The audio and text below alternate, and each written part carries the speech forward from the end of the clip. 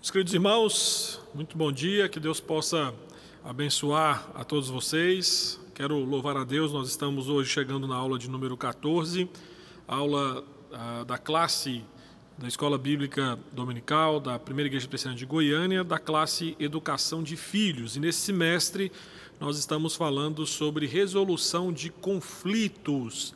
Nós entendemos, e essa é a dinâmica e o propósito dessas aulas, de que antes de falar de criação de filhos, nós temos que tratar daqueles que criam os filhos, ou seja, os pais. Então, é pensar em como que os pais, como que eles podem lidar com os conflitos que surgem dentro de casa e trabalhar biblicamente para resolvê-los. Nós estaremos orando e logo depois, então, estaremos iniciando a nossa aula. Peço a você que está em casa e nos assistindo, nos acompanhando pela internet, que você possa curvar sua cabeça onde quer que você esteja aí na sua casa, para que possamos orar ao Senhor. Oremos. Deus, nós te louvamos por essa aula de escola dominical e pedimos ao Senhor que utilize este momento para instruir os nossos corações e as nossas vidas. Nós assim pedimos e oramos em nome de Jesus. Amém. Meus queridos, a aula de número 14 tem como tema recebendo ajuda para um casamento em crise. Eis aí na sua tela o tema da nossa aula de hoje, aula de número 14, recebendo ajuda para um casamento em crise.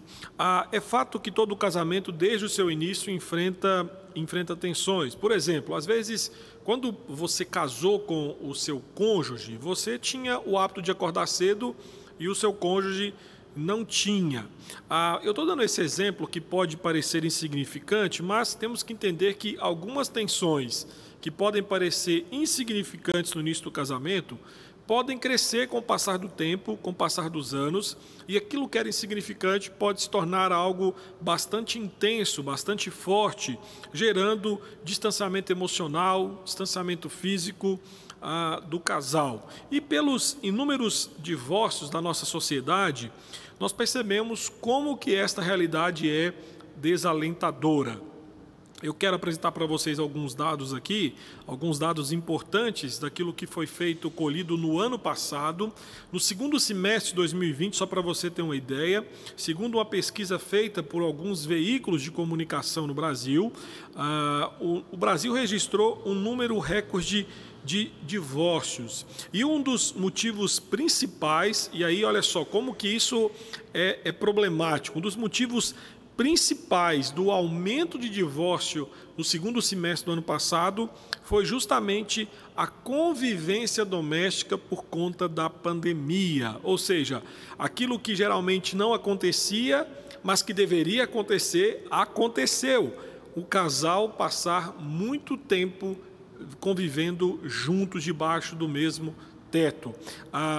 Eu fico, quando olho para números como esse, eu fico pensando que alguns casais casaram, mas casaram não para conviver muito tempo junto com seu cônjuge, porque quando passaram a conviver de forma forçada por conta da pandemia, perceberam que não poderiam viver juntos e aí então acabaram se divorciando. Para você ter uma ideia, no segundo semestre, o Brasil registrou 43,8 mil processos de divórcio. Nós estamos falando aqui daquilo que foi feito segundo a lei, mas quantos outros casais que não eram casados e conviviam juntos de forma errada acabaram também se separando. Estamos falando aqui de números no que diz respeito a documento, aquilo que foi formalizado pela lei. Então, isso gerou um aumento de 15% em relação ao mesmo período de 2019. Meus queridos, é fato que quando olhamos para números como esse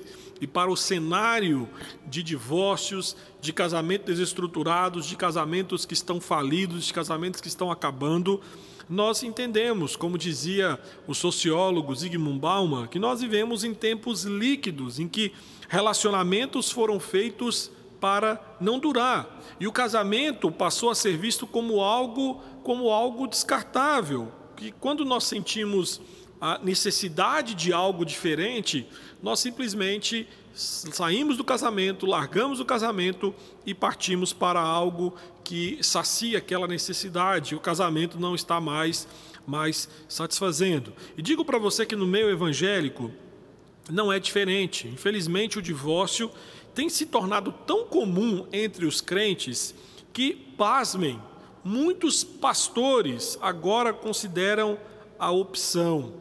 Aquilo que era visto como algo impensável, ou seja, pastores defendendo o divórcio, pastores experimentando e praticando o divórcio.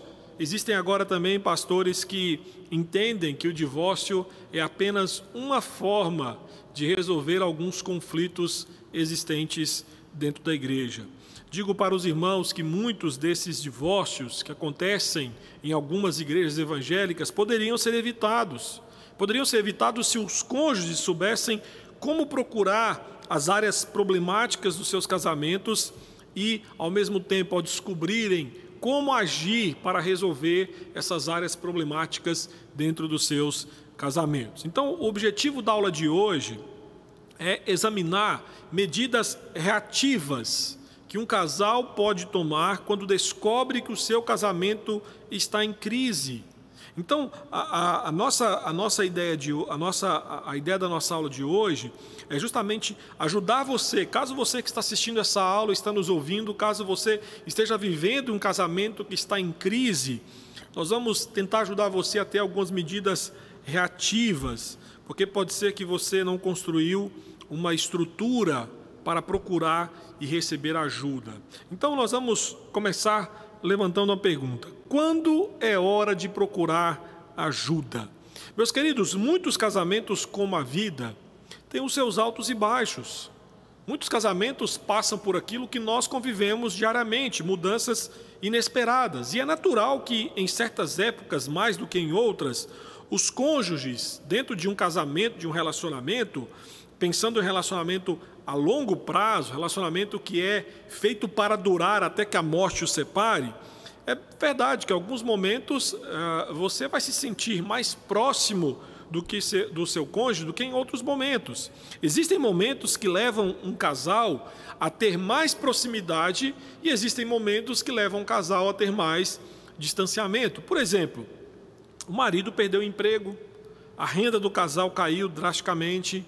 Essa crise pode levar o casal e a família a ficarem mais próximos, a ficarem mais unidos por conta das necessidades sentidas, mas também pode fazer com que o casal se distancie. Um outro exemplo, a perda de um filho, pode levar um dos cônjuges a entrar em um luto tão profundo, distanciando-se de tudo e de todos, mas também isso pode gerar uma união, uma proximidade ainda maior dentro do casamento. Entretanto, o que eu quero mostrar para você nessa aula de hoje é que existe um perigo de viver nessa montanha-russa de emoções, reside quando o casamento atinge um ponto tão baixo, quando o casamento entra num abismo tão profundo e que não existe volta ao normal. Ou quando o relacionamento esfria e os cônjuges se distanciam sexualmente, por exemplo, por um longo período de tempo. Então, você que está me ouvindo, me assistindo nesse momento, fique atento a esta realidade. Fique atento a alguns sinais de alerta. E olha, digo para você que são sinais extremamente importantes analisarmos e pensarmos. Primeiro, analise se tem um declínio contínuo do respeito, do afeto ou do amor por seu cônjuge. Conversas têm se tornado superficiais. Perceba se o desejo decrescente de estar com seu cônjuge é real e, ao mesmo tempo, o desejo crescente de fazer coisas sem seu cônjuge já existe na sua vida. Perceba se vocês discutem as mesmas coisas sem fazer qualquer esforço para resolvê-los. Mais do que isso, quem sabe as discussões dentro do seu casamento são discussões iradas e contínuas. Ou até mesmo essas discussões que anteriormente você não ficava ressentida ou ressentido, hoje vocês têm experimentado um longo período de ressentimento. E aqui o último ponto, eu digo para você que aqui nós já estamos caminhando para de fato, para algo mais grave dentro do casamento.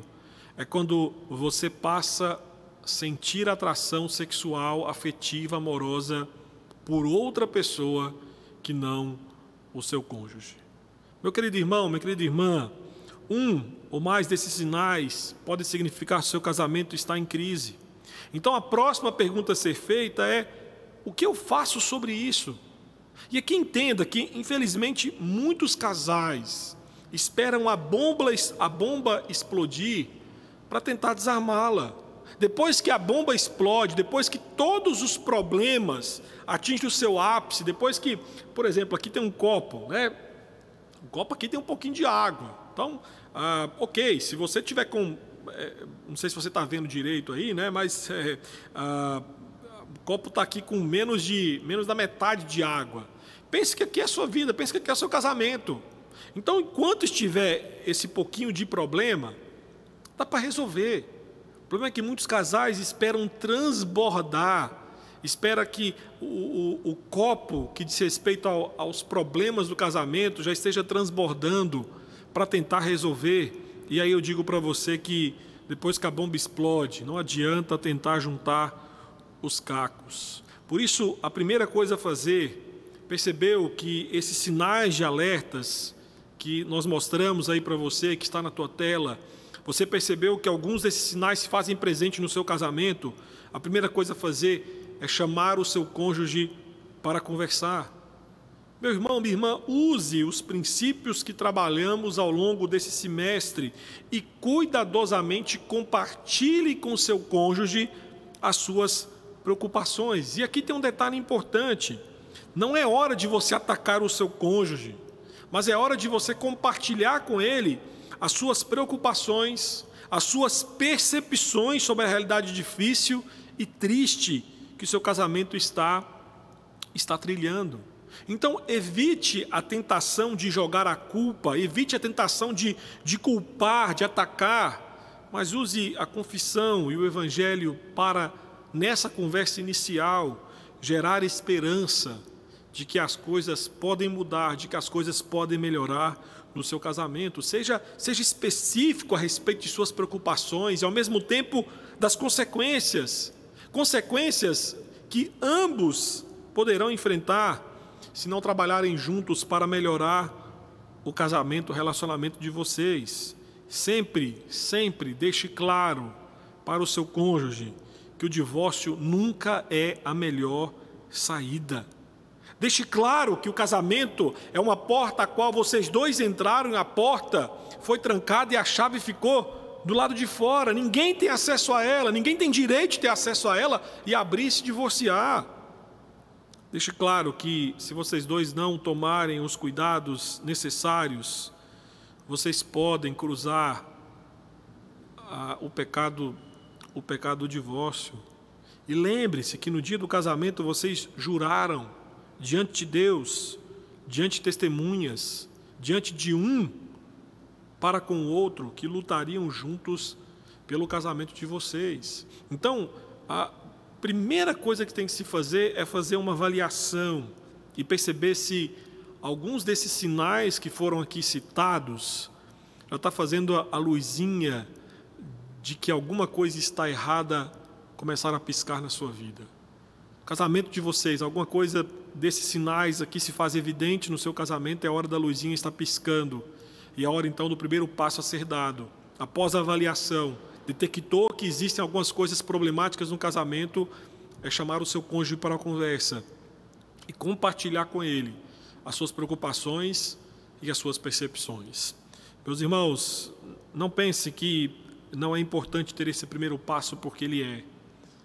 É porque a pessoa a quem você convive todos os dias, ela tem que ser a primeira pessoa a saber das suas percepções, das suas preocupações, das suas angústias, das suas aflições. Mas o problema é que muitos casais optam por não fazer isso. Alguns cônjuges preferem esconder do seu companheiro as suas frustrações, as suas angústias, o seu sofrimento, a sua dor. Então é importante que vocês se comuniquem, é importante que você passe para o seu cônjuge como está seu coração, como você está se sentindo dentro do casamento, como que você está enxergando os passos que estão sendo dados e para onde vocês estão caminhando. Então, o primeiro ponto onde procurar ajuda é em vocês. É vocês procurarem fazer uma avaliação de como está o casamento e depois dar o primeiro passo de conversarem um para com o outro. Ok, pastor, nós fizemos isso e agora é o seguinte, olha, pastor, nós, infelizmente, após a nossa conversa, né, eu entendi que eu conversei com meu cônjuge, mostrei para ele as minhas preocupações, minhas percepções, mas não adiantou nada.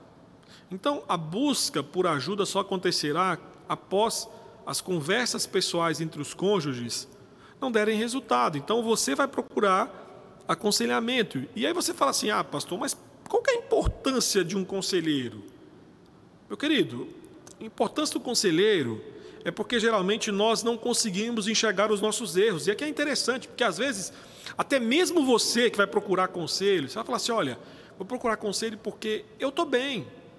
O problema lá em casa é o meu marido, o problema é minha esposa. Então, vou procurar ajuda do pastor, de um conselheiro, para que possa corrigir o erro dele. Então, o bom do conselheiro é que um conselheiro imparcial pode nos ajudar a enxergar os erros não apenas de uma parte, mas do casal.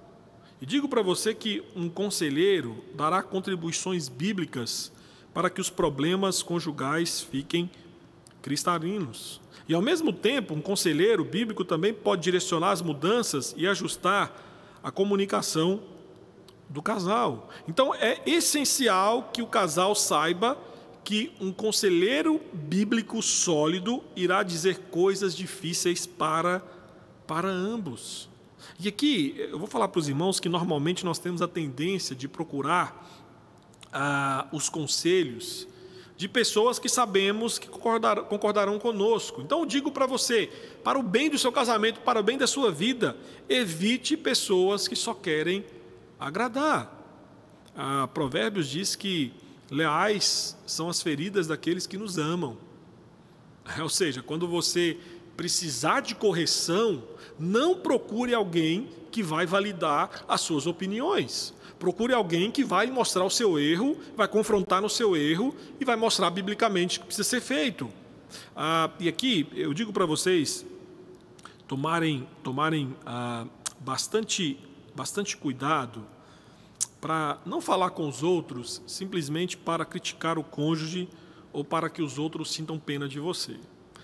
O problema de alguns cônjuges, quando procuram aconselhamento, é que procuram primeiro alguém que vai validar suas opiniões, vai validar aquilo que ele acha que é certo no que diz respeito aos relacionamentos, e segundo, vai procurar alguém que ele possa, de certa forma, manipular. Então ele vai contar a história, né, vai se colocar como vítima da história, e vai fazer com que o conselheiro sinta pena dele.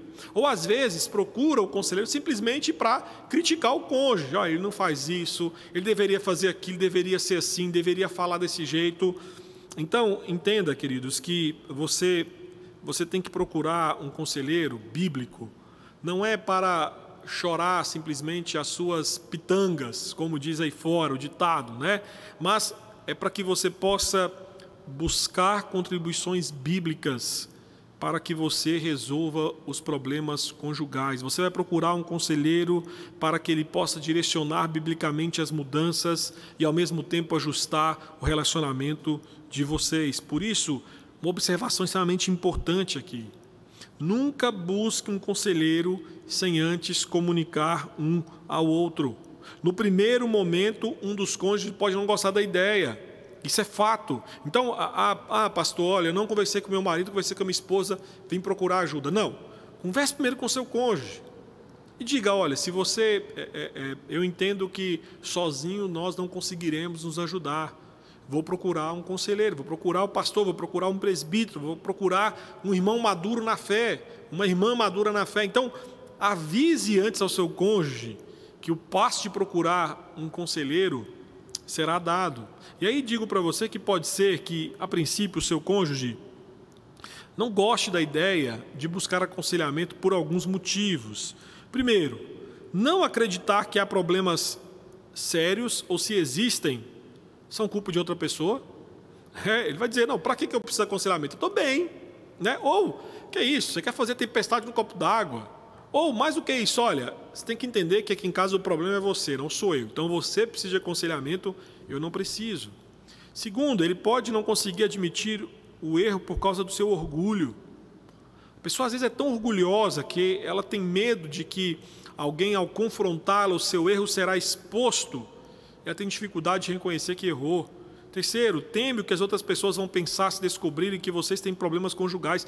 Meus irmãos, eu tenho dito desde o primeiro dia de aula dessa classe, não adianta você tentar esconder pensando que seu casamento é perfeito, porque nós não temos casamentos perfeitos. Nós somos pecadores, e onde existe pecador, existe problemas, existe falhas. Então, nós vivemos em meio a casais que têm problemas conjugais, problemas mais sérios ou problemas não tão sérios, mas os problemas eles existem. Então, às vezes, nós não procuramos ajuda porque nós temos medo do que as pessoas vão pensar. Mas a pergunta é a seguinte: que pessoas vão pensar? Se você procurar um conselheiro bíblico sério, correto, né, que segue as Escrituras, ele não vai sair fofocando para todo mundo, não. Até porque um conselheiro bíblico, ele sabe que a descrição e a prudência é um melhor caminho para se tratar problemas sérios e complexos no que diz respeito à família. Às vezes seu cônjuge não quer procurar aconselhamento porque ele pode pensar que é desespero, é um tempo desperdiçado porque nada mudará. Ele vai dizer: olha, para quê? Não adianta nada procurar ajuda, nós vamos continuar sendo desse jeito. Outro pode não procurar porque tem medo que seus pecados sejam expostos. E tem aqueles que não querem mudar ou largar outro relacionamento, no caso do adultério. Ou às vezes é porque não sabe a quem recorrer, ou porque pensam que, olha, por que eu vou importunar o pastor ou o irmão da igreja com os meus problemas? Deixa para lá, resolva aqui sozinho. Então, meu irmão, pode ser que esse seja um dos motivos do porquê que o seu cônjuge não quer que você dê o passo em buscar ajuda, em buscar um conselheiro. Então, caso o seu cônjuge não aceite buscar ajuda com você, notifique a ele que você dará o primeiro passo buscando um conselheiro para ajudá-los. Outra forma de fazer isso também é conversando com o seu cônjuge sobre o casamento de vocês e convidando o pastor ou um outro conselheiro para visitá-los e orar por vocês. Então, é uma visita intencional para dar início a um aconselhamento. Então, a ideia aqui é que não faça as escondidas. Não, eu vou procurar ajuda, conselheiro, né, da igreja, mas o meu cônjuge não pode saber, vai ser às escondidas. Né? Não, avise ele, notifique ele. Mas antes de notificar, o passo anterior, converse pessoalmente com ele. Tente resolver entre vocês dois os problemas conjugais. Mas, pastor, não está dando certo, nós não estamos conseguindo progredir. Aí sim, você vai dar o segundo passo, que é procurar um conselheiro. Mas temos um ponto importante: você precisa não apenas procurar um conselheiro, mas escolher o conselheiro certo. Então, assim, se o casal está enfrentando problemas relativamente pequenos, normalmente você pode encontrar ajuda com um casal de amigos, um parente ou um casal maduro da igreja. Como essas pessoas conhecem vocês melhor do que os outros, é natural que tenham uma compreensão mais profunda de seus problemas e que sejam capazes de ajudá-los a identificarem as mudanças necessárias para que vocês rapidamente ajam e corrijam esses pequenos problemas, certo? Mas, em alguns casos, não será apropriado consultar familiares e amigos. Se as questões são complexas, se os problemas são complexos ou extremamente pessoais, é mais sábio procurar pessoas que possam ser mais objetivas, pessoas que tenham sido treinadas, né, que não irão usar revelações constrangedoras futuramente contra você. Então, quando você precisar desse tipo de ajuda em seu casamento, geralmente você deve procurar, em primeiro lugar, em sua própria igreja.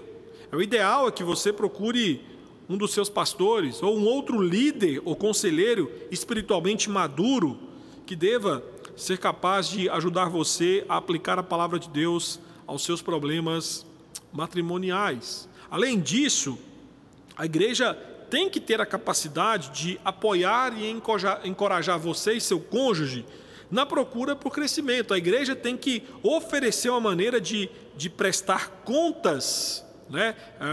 Você pode, de certa forma, a igreja pode, de certa forma, assim, oferecer a você a possibilidade de você caminhar com alguém, e esse caminhar com alguém fará com que você preste contas do quanto você está se esforçando para superar aquilo que foi diagnosticado pelo conselheiro como erros ou como falhas. Só que às vezes a sua igreja pode não ter capacidade de suprir as suas necessidades. Pode ser que você que está me assistindo aqui, você faça parte de uma igreja pequena, uma igreja em que existe limitação de quantidade de pessoas disponíveis para ajudar.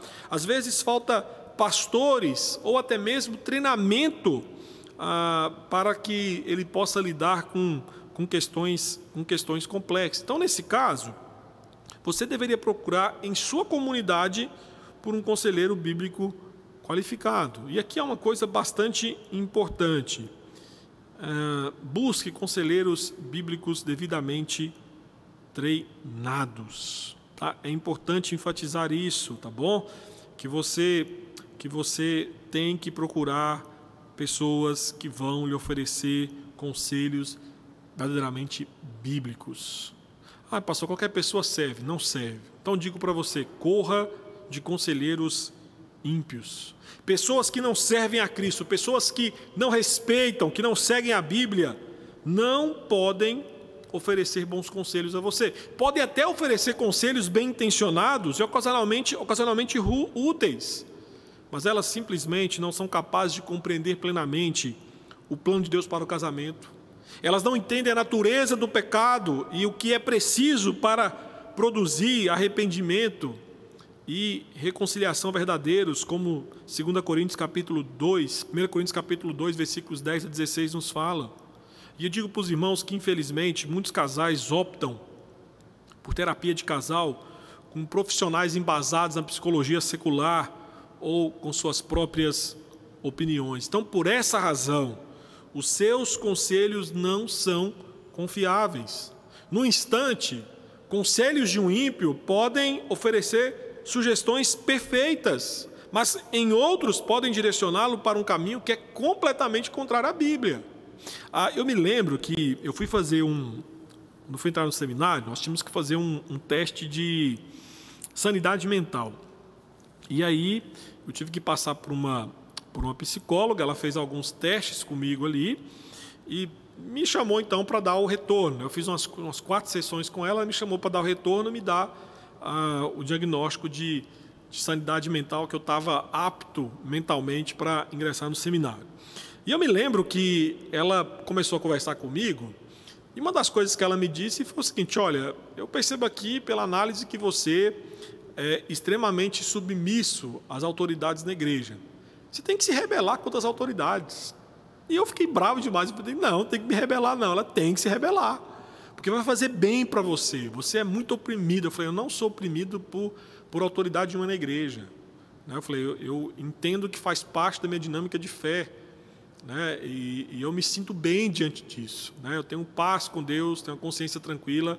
E aí outra coisa, ela falou sobre a sexualidade. Ela falou assim, olha, você me falou aqui que você está se guardando para o casamento. Eu falei, sim, né? Caso ano que vem. E ela disse, não, você tem que se libertar sexualmente, tem que ter várias relações. E eu disse, de jeito nenhum.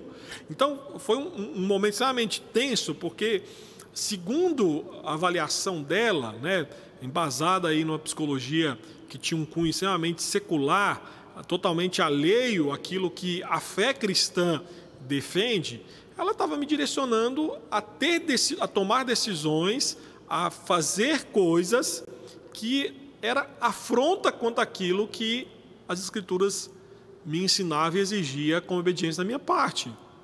Então, eu fico pensando que, às vezes, né, muitos casamentos se dissolvem, acabam, justamente por isso. Porque, meus irmãos, nós vivemos em um mundo em que, para a maioria da psicologia secular, se você não está feliz, se você não se sente mais realizado, se o outro já não lhe supre mais, se você entende que o amor acabou, a porta do divórcio é a solução. Não é.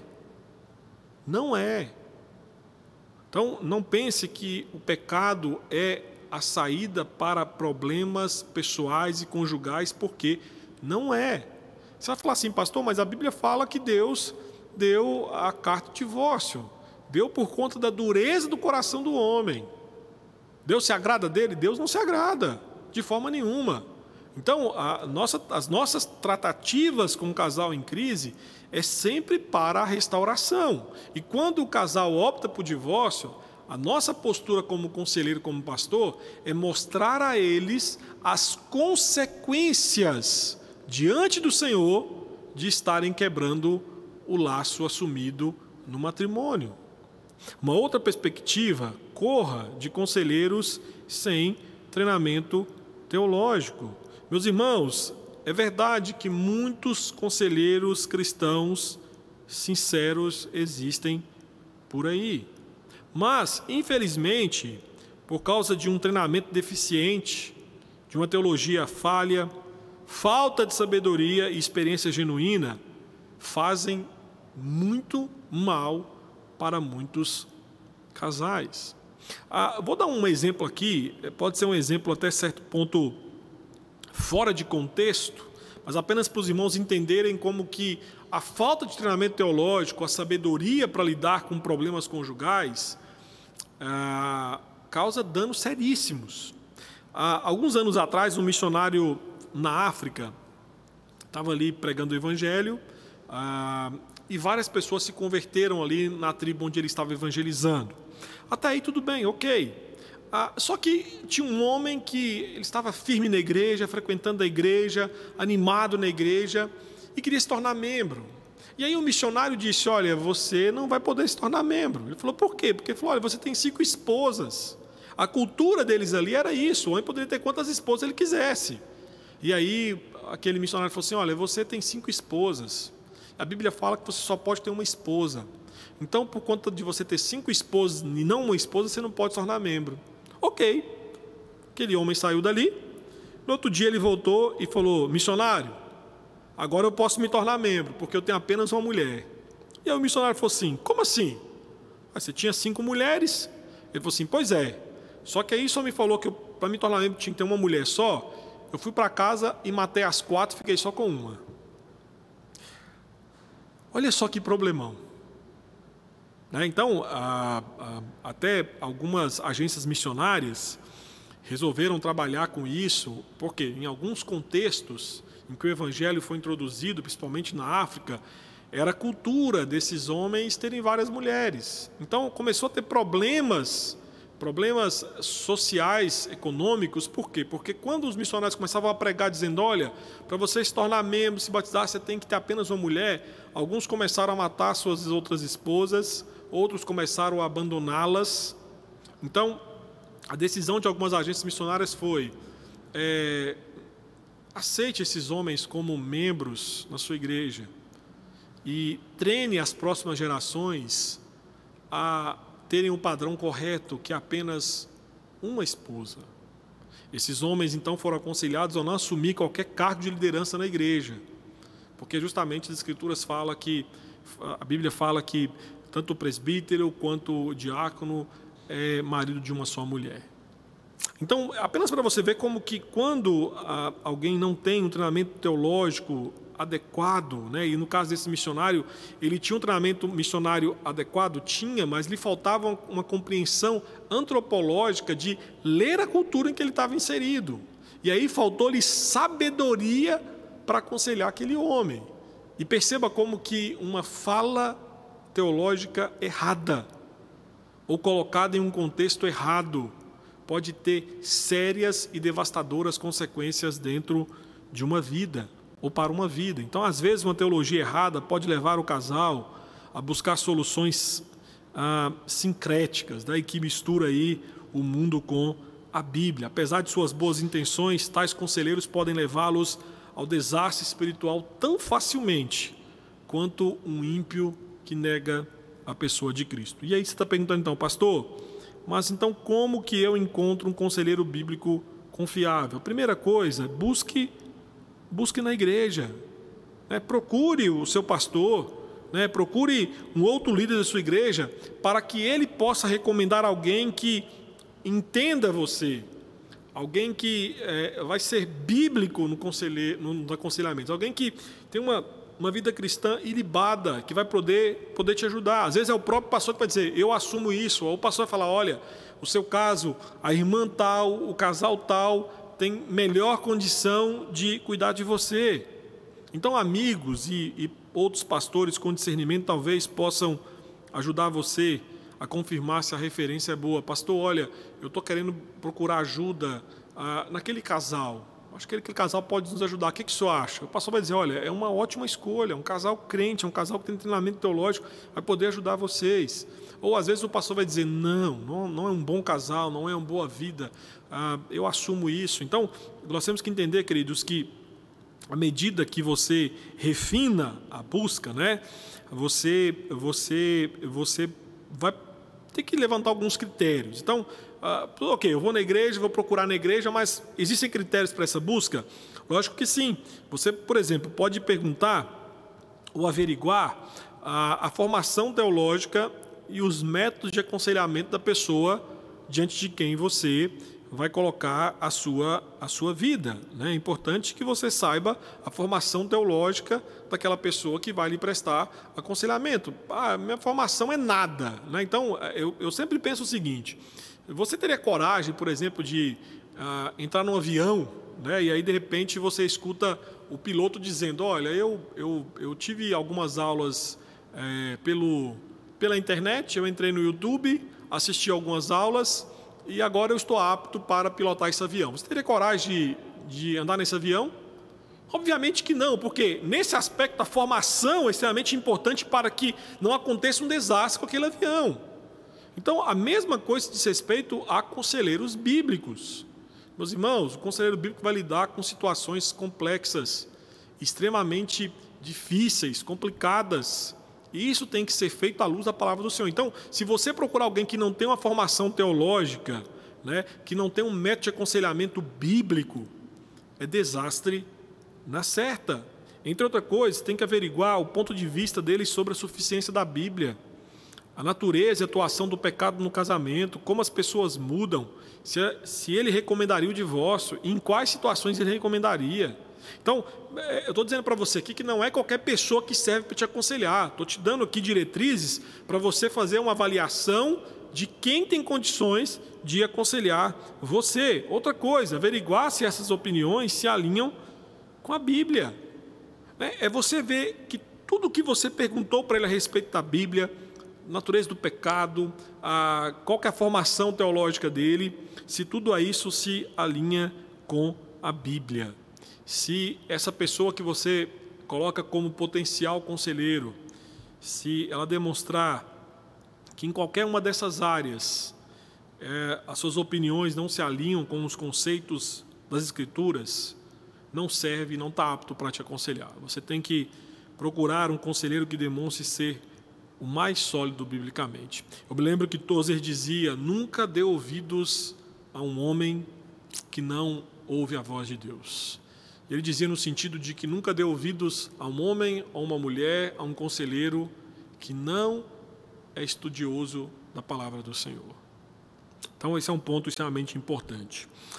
Mas eu quero aqui, então, pensar nas chaves do sucesso do aconselhamento.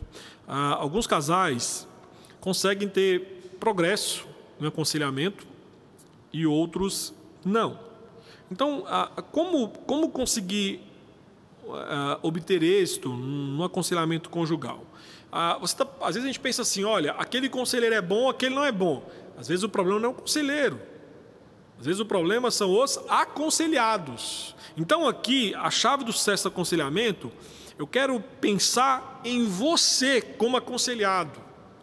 Quais são as atitudes que você tem que ter quando você procura aconselhamento? Porque às vezes o conselheiro se desdobra, o conselheiro dá as diretrizes, o conselheiro explica biblicamente, o conselheiro orienta, mas quem tem que fazer é você. E aí na hora de colocar em prática, infelizmente você não coloca. E aí você vai dizer, olha, o meu insucesso, o meu fracasso é por conta do conselheiro. Não, se o conselheiro é bíblico, se o conselheiro é treinado, ele te deu as diretrizes. Então, você tem que começar a pensar que pode ser que o problema esteja no aconselhado e não no conselheiro. Então, vamos pensar aqui no seguinte: primeiro, concentre-se em suas responsabilidades. Não pense que no aconselhamento seu cônjuge é quem precisa de mudanças. O progresso no aconselhamento e resolução de crises conjugais começa quando o casal ora: Deus, melhore o meu casamento começando em mim. Aquele cântico, né, que nós cantamos na igreja, começar em mim quebra corações. Então, quando você sai da sua casa, juntamente com o seu cônjuge, para o gabinete, o escritório, buscando aconselhamento de um conselheiro bíblico, concentre-se nas suas responsabilidades. Não vá para esse aconselhamento dizendo o seguinte: olha, quem tem que mudar é ele. Eu estou bem, estou perfeito, eu nunca fiz nada para esse casamento estar em crise, pelo contrário, eu sempre contribuí para que ele estivesse bem. Não, olhe para você primeiro, olhe que você é pecador, e os seus pecados podem ter contribuído de forma direta ou indireta para que as crises começassem ou existissem. Então, entenda que você pode, nesse momento, quando você assume a sua responsabilidade, dizendo: olha, pode ser que a minha parcela de culpa não seja tão grande, mas eu tenho parcela de culpa. Então, Senhor, a começar em mim, muda o meu casamento. Quando você toma essa atitude, você pode influenciar o seu cônjuge em uma mudança, mas somente você verdadeiramente pode mudar. Nós podemos, de certa forma, agir para que o nosso cônjuge mude? Nós podemos influenciar com a forma que nós falamos, com a forma que nós tratamos, mas a única garantia de mudança que nós podemos dar não é no coração do outro, mas é no nosso. Então você pode assumir a seguinte posição: olha, eu não tenho como mudar o coração dele, mas o meu coração, à luz da palavra do Senhor, eu vou tratar para que ele mude. Segundo, vá direto ao coração dos seus problemas. Nós temos falado muito isso nesse semestre, que a nossa tendência é nos concentrarmos no comportamento superficial, apenas daquilo que nós estamos vendo. Mas as mudanças reais acontecem quando os nossos ídolos são identificados, quando nós escavamos o nosso coração, quando nós vamos no mais profundo do coração e ali encontramos os ídolos que estão ali, os desejos, as exigências. Então nós extirpamos isso da nossa vida. Padrões de comportamento somente mudarão de forma consistente quando os pensamentos, quando as atitudes, quando os desejos que geram as nossas palavras e ações forem transformados. Efésios capítulo 4, versículos 24 a 26, Tiago capítulo 4, versículos de 1 a 3, fala sobre isso. Terceiro, lembre-se do Evangelho. Romanos 1,16, o Evangelho é poder de Deus. Jesus veio nos libertar dos pecados e nos capacita a, como casal, nos libertar de hábitos pecaminosos. Ao mesmo tempo, o Evangelho, Cristo, através do Evangelho, tem poder para renovar o nosso amor, renovar o nosso compromisso, renovar o nosso interesse pelo próximo. Nós temos falado aqui que o amor é ação, o amor é decisão. Então, Cristo tem poder de fazer com que nós venhamos sair da inércia e comecemos a agir de forma amorosa. Quarto, escolha alguém para prestar contas. Tiago 5,16 fala sobre isso, né? Confessar os pecados uns aos outros, chamar um presbítero, pedir a ele oração. Então, a ideia de prestação de contas é algo que se faz presente na palavra do Senhor. Então, peça não apenas oração e apoio de um casal maduro da igreja, mas chame este casal para entrar nessa batalha espiritual com você e diga: olha, eu preciso que vocês não apenas andem comigo, não apenas que vocês orem conosco, mas que vocês também sirvam como um casal a quem nós iremos prestar contas. Esse casal vai cobrar de vocês: vocês estão mudando, vocês melhoraram, vocês estão saindo juntos, vocês estão se amando, vocês estão se cuidando, vocês estão tratando das feridas do coração de vocês. Meu querido irmão, minha querida irmã, escolha casais crentes, bíblicos e maduros, a quem vocês podem prestar contas. Eu me lembro que lá em São Paulo, eu e a Lucélia, nós fizemos um curso que chamava Em Pares, que era um curso de preparação para noivos que estavam próximos do casamento. E eu me lembro que eu dizia para aqueles... nós fizemos um curso com oito casais. Desses 8 casais, apenas um até hoje não casou, mas eles estão noivos, que é o Zé Wesley e a Thaís. Eu espero que, se você estiver vendo isso, Wesley, é hora de casar, rapaz. Né? Acabou de conseguir aí o seu apartamento, saiu, agora é hora de casar. E eu me lembro que eu falava para eles, olha, a importância de termos um curso como esse é que eu e a Lucélia, nós queremos colocar à disposição de vocês como um casal, para que vocês possam, nas dificuldades, nos procurar, para que vocês possam ter a proximidade, possam ter a intimidade de nos procurar e relatar sobre os problemas conjugais de vocês. E eu me lembro que um dos casais, que foi um dos primeiros casais que casaram, né, que participaram daquele curso conosco, não deu 3 meses de casado, já começou a nos mandar mensagem, alguns conflitos que estavam acontecendo entre eles. E nós, então, ali tivemos a oportunidade de ajudá-los e orientá-los na resolução daqueles conflitos. Então, às vezes nós não temos alguém a quem prestar contas, porque nós, enquanto estamos nos preparando para casar, nós não pensamos nisso.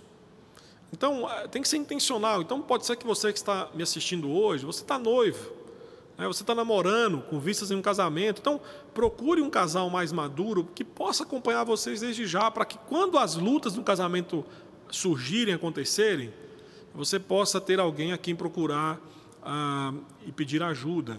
Às vezes eu percebo muito isso nos aconselhamentos, que alguns casais não procuram ajuda, por exemplo, do pastor, porque não se sente próximo, né, se sente distante, então fica com vergonha de procurar o pastor, ou um presbítero, ou um diácono, ou algum irmão mais maduro na fé, e abrir problemas pessoais e conjugais. Então, é importante que você escolha alguém para prestar contas. E, por último, persevere. Meus irmãos, muitos casamentos são restaurados após uma grande batalha e muito esforço empreendido, muitas sessões de aconselhamento, até os frutos começarem a ser colhidos. Por isso, faça o compromisso de continuar trabalhando o tempo que for necessário para superar os problemas que ameaçam o seu casamento. Entenda que nenhum dia investido na resolução dos seus problemas conjugais são desperdiçados. Nenhuma falta de fruto nos esforços iniciais para resolver os conflitos no casamento é justificativa para o divórcio. Então, às vezes, um casal vai na primeira sessão de aconselhamento, aí sai dali dizendo, não adiantou nada, vamos divorciar mesmo. Não, persevere. Persevere. Às vezes, vamos pensar aqui que um casamento, alguns problemas não são resolvidos, e durante anos e anos aquilo ali vai sendo acumulado, né? Vai sendo cauterizado, os problemas vão se sobrepondo, e aí anos e anos de problemas não se resolvem em apenas uma sessão de aconselhamento. Às vezes vai demandar 6 meses, 10 meses, 1 ano. Mas digo para você, persevere, porque é melhor você investir 1 ano da sua vida em aconselhamento do que você optar pelo pecado do divórcio. Repito, o divórcio, o pecado, nunca é uma justificativa saudável diante do Senhor. Nunca é a melhor saída escolher o pecado. E pastor, ok, procurei aconselhamento, fiz tudo isso que o senhor falou, mas não deu em nada. Então, o último passo é que, por mais gentil ou persuasivo que o seu apelo ou ao seu cônjuge possa ser, e ele ou ela, né, se recusar a procurar ou seguir no aconselhamento, ou desistir completamente do aconselhamento, digo para você que a única alternativa que resta será pedir à sua igreja para que ela exerça a disciplina formal. Meu irmão, tal processo foi traçado pelo próprio Jesus lá em Mateus 18, versículos 15 a 20. Ele ensina que primeiramente nós temos que trabalhar com os esforços informais, pessoais, para lidar com o pecado. Mas o próprio Jesus fala que pode ser que esses esforços não funcionem. Aí no versículo 17 ele diz, então, você leve a igreja. Você tentou sozinho, você procurou ajuda, e mesmo assim essa pessoa continua irredutível. Leve a igreja. Isso significa que você deve ir aos líderes da igreja e pedir a eles que confrontem o seu cônjuge e que exerçam a sua autoridade eclesiológica para promover o arrependimento e a reconciliação. Infelizmente, nós vivemos uma época em que muitas igrejas optam por não disciplinar casais que passam pelo divórcio. Muitas igrejas optam por não disciplinar. E a disciplina, pensando nos meios suasórios, ela começa antes, a confrontação. Então, alguém que não quer ser ajudado, está em rebeldia, está vendo o casamento ser destruído, a esposa procura, ou o cônjuge procura ajuda, a igreja simplesmente lava as mãos e ignora, redundando aí em um divórcio. Muitas igrejas estão, infelizmente, abrindo mão da disciplina bíblica, e isso trará sérias consequências futuras a esta igreja. Uma das marcas da verdadeira igreja é a disciplina eclesiástica. Então, digo aos irmãos que, você tem lutado com seu cônjuge, mas seu cônjuge não responde, não quer aconselhamento, não quer ser ajudado, ou começou e simplesmente desistiu, e seu casamento caminha a passos largos para o abismo. Procure a igreja, procure os seus líderes e relate o que está acontecendo para que a igreja tome os passos necessários para confrontá-lo e para que, através disso, Deus traga ao arrependimento. Vamos às aplicações, e aqui nós finalizamos a aula de hoje. Primeiro, se seu casamento está em crise, pense no seguinte: busque ajuda o quanto antes. Repito, não espere a bomba explodir para você tentar desarmá-la. Busque ajuda antes que os destroços apareçam. Se o casamento está em crise, busque ajuda hoje. Não espere amanhã, não espere semana que vem, não espere que ele melhore. Não, vai passar, é só uma fase. Você tem percebido que está no fundo do abismo mesmo, não tem como sair, as coisas não voltam à normalidade durante muito tempo. Procure ajuda. Não espere a bomba explodir para que vocês possam, então, ver os destroços, verem os machucados e tentarem se medicar, tentarem ajuda, porque pode ser tarde demais. Segundo, procure conselheiros bíblicos. Não pense que qualquer pessoa terá condições espirituais, bíblicas e emocionais para ajudá-los. Seja realmente seletivo, porque problemas sérios exigem pessoas qualificadas para resolvê-los. Certo? Nós estamos aqui numa estrutura da igreja. Então, se começar a aparecer rachadura aqui nas estruturas da igreja, não pense que eu, como pastor, tenho qualificação para resolver, porque eu não tenho. Então, eu vou chamar um engenheiro, vou chamar alguém que entende de estrutura de um prédio como esse, para que ele possa nos dar as diretrizes para trabalhar e resolver o problema. Então, digo mesmo a respeito do seu casamento. Passando por problemas sérios do casamento, procure pessoas qualificadas que poderão ajudá-los.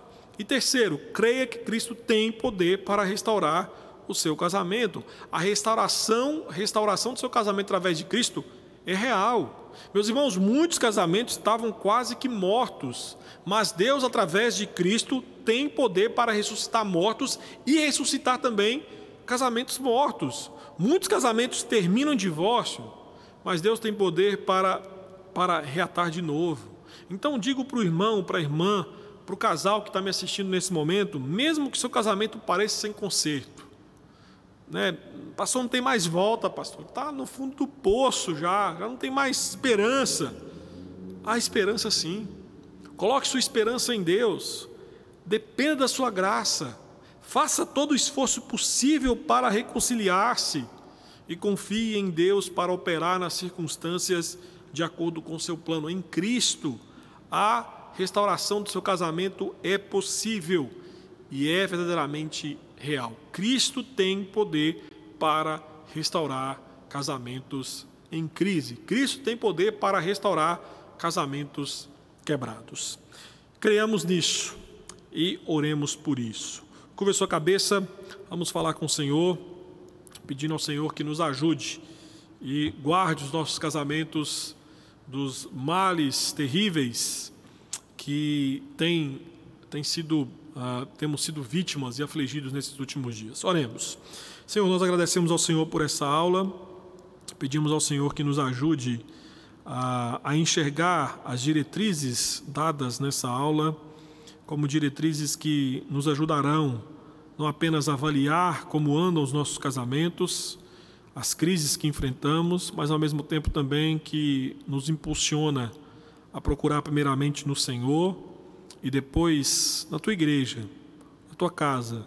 Ajuda, Pai Santo, para que os nossos casamentos não sofram tanto quanto deveriam sofrer, não sofram mais do que deveriam sofrer, não passem por dias difíceis, de luta, de angústia, mas que o Senhor possa nos dar a graça de termos na igreja o socorro, a ajuda, o conselho bíblico correto para colocar em dia, em ordem, os nossos casamentos. Abençoe nossas famílias, abençoe nossos lares, é o que pedimos e oramos em nome de Jesus. Amém.